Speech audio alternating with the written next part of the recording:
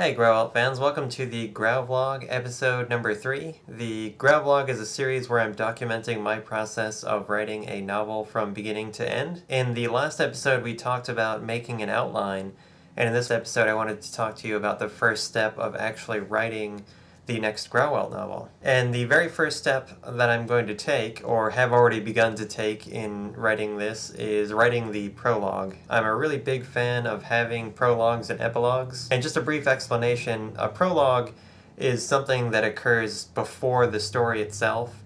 And it doesn't necessarily have to be attached to the story. It can just be another vignette for a related character's point of view. It doesn't have to necessarily tie into the story itself. It just kind of sets the tone and the pace and the setting and introduces that without actually touching the story. Now, a prologue probably has something to do with the world in which the story is set, but it doesn't necessarily have to directly influence it. And one of the reasons that I like using prologues and epilogues by extension so much is that you can foreshadow what's going to happen in the story. So in the prologue, you can tell a kind of semi-related tale of another character that isn't the protagonist, say, and then set up the reader's expectations about what's going to happen in the forthcoming story.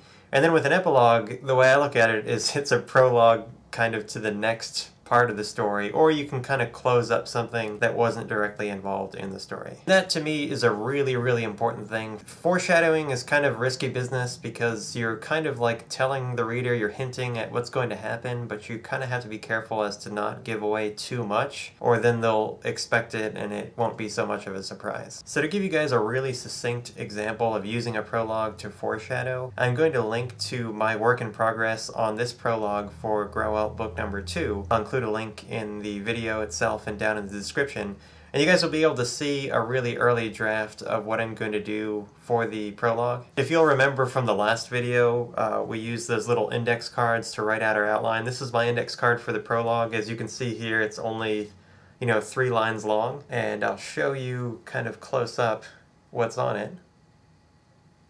Sorry if my handwriting's probably not as good as it could be, but just follow the link there in the video or in the description, and then this note card will be translated into what you see there as the prologue, and that's kind of a preview of what might be happening in the next one. And so to me, it's just really important to set up what is going to happen. So in this prologue, if you're familiar with the first Grauwelt book, you'll have heard mention of the character Hilgeroth, who is kind of a distant lord away from the chief antagonists, and you hear his name a couple of times. He's obviously a threat to the power of the main antagonists, the Ilnel and his sons, and so you don't really get to see him personally until this prologue in the second one. And also drop a hint, he'll be the point of view of the epilogue for the second one as well. And you just get a brief kind of sense of what his side of things are, as opposed to what other characters are saying about him. So I kind of like that conflict.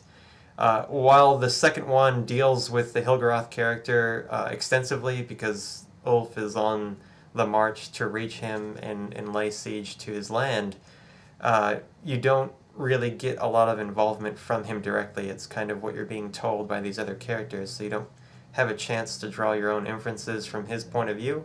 So I wanted to foreshadow the events that are going to transpire into the second and third installments by just showing, Hilgeroth's point of view just really briefly. And it's just really fun for me. I've said it before, I really like villains more than heroes. I really like the antagonists more than the protagonists.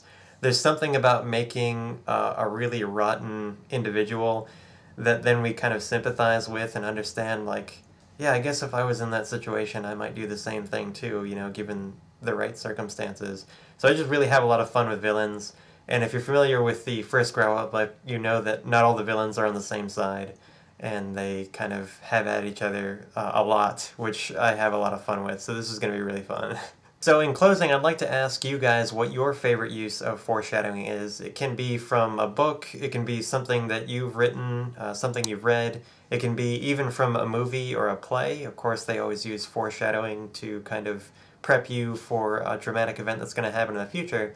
So let me know about your favorite use of foreshadowing in the comments below. I also again invite you guys to follow the link that I'll have in the description and also the video itself to the work in progress on the prologue for Grauwelt book number 2.